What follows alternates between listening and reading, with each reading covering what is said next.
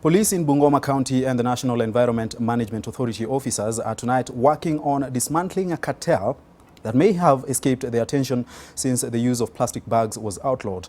They have today arrested an unusual suspect who the law enforcers believe is a member of that team. A man presumed mad but who is believed to be faking his mental status was arrested with a consignment of the banned plastic bags.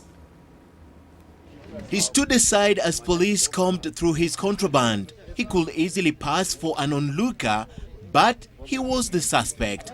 We were able to arrest one person whom we found in possession of 15,000 flatbacks. And this was not all he was found in possession of.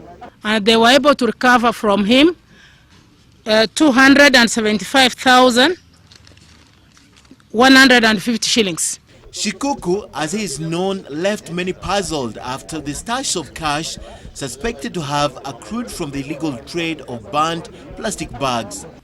You will not imagine that he has any business to do, because he has one or two pieces in the market, which you can assume like he's a madman, you know. When he was arrested, he was clad in worn-out, dirty clothes and plastic open shoes. He was unkempt and in very poor hygiene.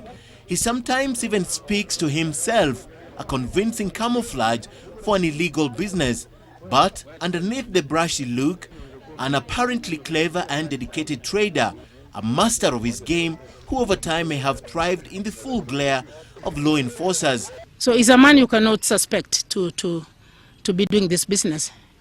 He looks like a mentally disturbed case.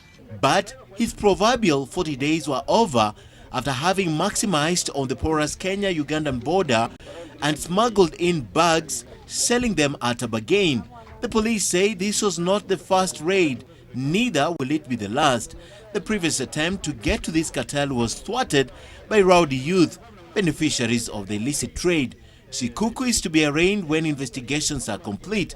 For now, he remains in police custody. Ken Mijungu, NTV.